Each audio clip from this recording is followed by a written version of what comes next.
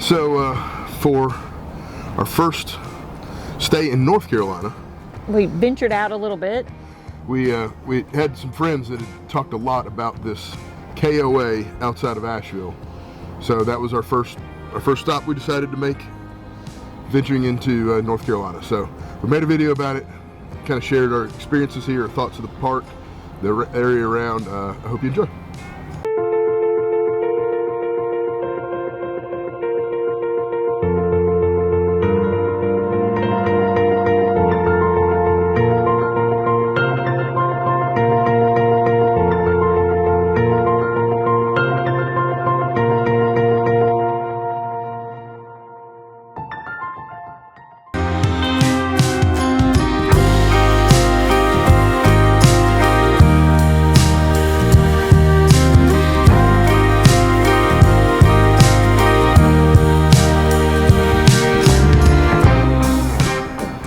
Memorial Day weekend, we were looking to go venture into North Carolina. We've heard lots of great recommendations from several different friend groups that really like this East Asheville KOA, or Asheville East maybe? Yeah, I think it's Asheville East KOA. It's officially in Swannanoa. Kind of sits between Swannanoa and Black Mountain, just off of the interstate in this little valley between two mountains. The scenery up here is amazing. Yeah, it is beautiful. I mean, even just running out to the supermarket or whatever, it's like just... It's stunning. Stunning. So we love it. Coming up from South Carolina, if you come up the interstate, I-26, I-26 from Spartanburg, there is one heck of a mountain you've got to come up once you cross over North Carolina. So we decided to come through Greenville up Highway 25. It's not as steep of a grade, but it's a little bit longer of a run. Tahoe pulled it fine. We didn't have any issues. Just take it easy and yeah, I would say anytime you're headed up into a different area than what you're used to, like heading in the mountains, just, plan extra time. Don't go by what the Google Maps says. No, not at all. Never.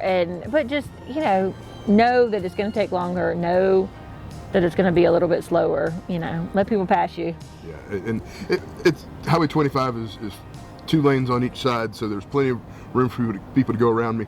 I actually got behind a produce truck, and him and I were going the same speed going up the hill.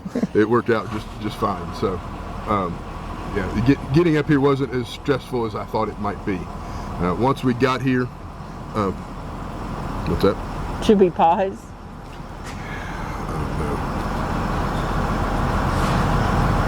Well, these microphones hopefully will make it a little better. Sorry. So one of the drawbacks of the KOA, and I think it's most private parks, you're a little close to your neighbors. Yeah, some state parks are that way, but like when we go to the beach or other places where we've been with private parks, you're definitely snugger in. Even like the county park, we were snugger in. Yeah.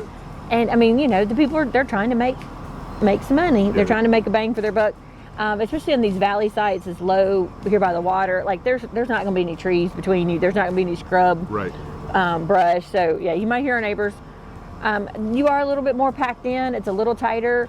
Yeah. And I will say we're used to a lot of the park rules, South Carolina park rules, where so many cars per, so many people per. It's not the same really at a KOA, so it seemed like there was more people per everywhere. It seemed like there were more people everywhere. Yeah, it did. This is a busy park. It's a busy park. It was kind of surprising to me.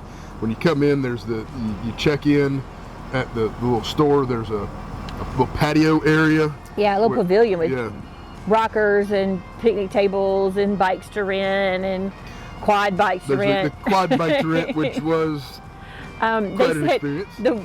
We should know better when the lady says, it's $10 for 30 minutes. You'll only want 30 minutes. We made it 18. Yeah. And then we were like, we're done. Yeah. But there was a whole pavilion with tables and chairs and games and events and things going on. There was an arcade, which was busy all the time. Yes. Especially because also it rained like for the first day and a half or so. And so people were kind of cooped up. And so the store was always very busy. The the pavilion, the arcade, and people weren't going into town. People weren't venturing on hikes or adventures, so it did seem. There's also a pool here, a playground, a gaga pit area, a big grassy space with like cornhole and games. Yeah, the ladder, the ladder games, ladder rope and thing. The gaga ball pit, which the kids love. They do that some at school. They love that. There's the doggy park. There was a little canine park. Yeah, and so there's a lot of things to do. It has a lot of those KOA amenities, the things that you would expect. And the other things that we've noticed with KOAs, there's somebody in the golf cart that drives you to your site so that you can see your site. Make sure you're not like, oh, is this where we're supposed to be? Right. Or there's somebody in your site or whatever. They have golf carts to rent here.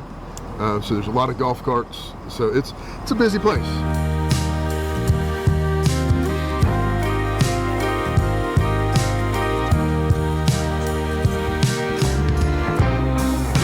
Yeah, the layout of the park is kind of in sections. So there's one section that we stayed in is around a lake. Almost all the sites back in on this side. Then on the other side there's some tents. Then there's another lake on the other side, very similar, about halfway around, has sites that back into it. The farther side, so when you come across the bridge, the ones to the right are smaller, but have beautiful view. Probably have amazing sunsets. I can only imagine the sunsets there. Then on the entrance side, on the other side of the creek, is kind of there's another loop of sites, and then there on the right side is kind of the higher end or premium sites. They have the patios with the chairs, built-in fireplaces. Yeah, those are your higher end. Most of the sites here are full hookup, but they all range. There's some that are 30 amp only. Ours was 30-50. I'll do a quick walk around so you can see ours, get an idea for it, and a couple others that I took some pictures of as people had vacated. All right, we'll do a walk around of our site here at East Asheville KOA, site 26. The diversity of these sites, where this Class A is with the dogs next to us, was a pop-up yesterday. See how close we are. We have here 30 amp, 50 amp, and water. This is one of the few that does not have full hookups. Most of them here do. We knew this coming in because it's Memorial Day weekend. We got what we could get. See where the neighbors are over here. They also have cable if you watch TV. But this is about the view. Come back here, see how much room we have behind us. Right on the water. A lot of fishing happening here yesterday, the day before. Today's been raining, so not a lot of fishing. It's about that view. Look at those mountains. It's a little cloudy, still looks pretty. You can't hardly tell it because we're right up next to the base of them. The mountains behind us helped cut the wind yesterday when the storm rolled in.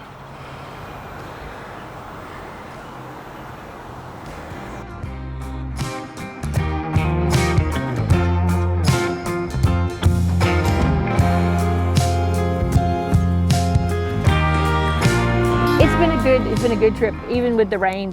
It's a beautiful town into Black Mountain. Yeah, so we did venture into on what was that, Sunday afternoon. The rain finally let up enough that we decided to ride into town. Black Mountain is a beautiful town.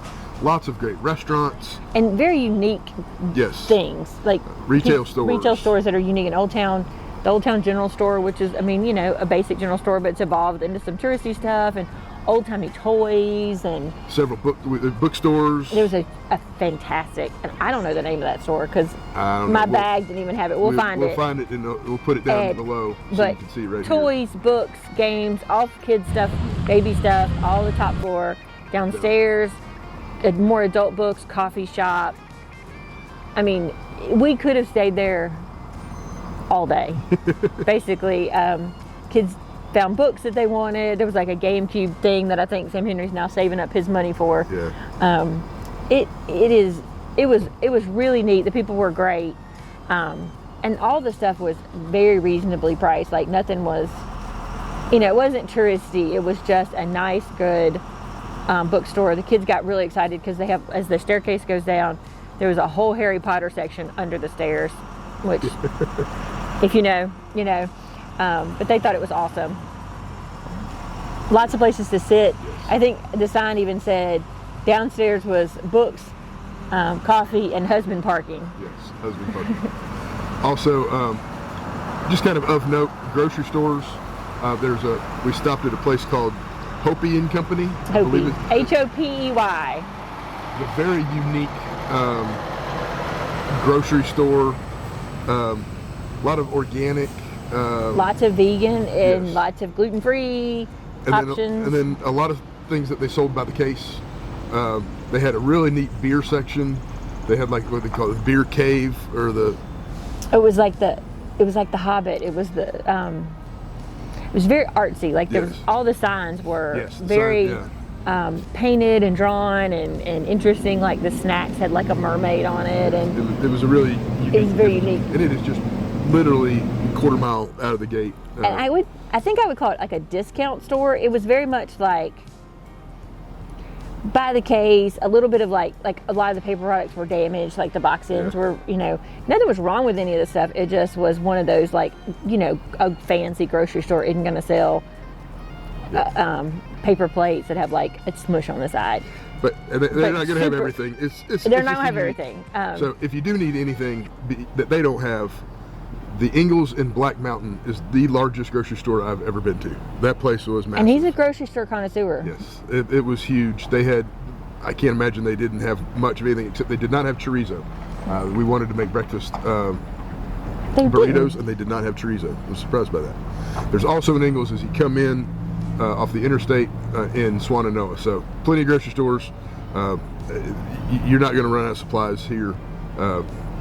So. No, you are not. And if you just want to come without any food, you could hit that Ingalls. And all the restaurants that are here. This is a great place to come spend a week and venture out around into town. Yes, because there was lots of little breweries, and we ate ice cream at a little place called The Hop down at Black Mountain, and it had vegan ice cream, gluten-free ice cream, oat milk ice cream. I mean, any dietary choice or restriction, they could have hooked you up with it, and it was delicious. There was a Aztec chocolate which actually had cayenne in it, and I tasted it was good. It had a little heat on the back end. I don't know that I could have eaten a whole big, couple scoops of it, but it was tasty. Yeah. All in all, I think we've had a really good trip here.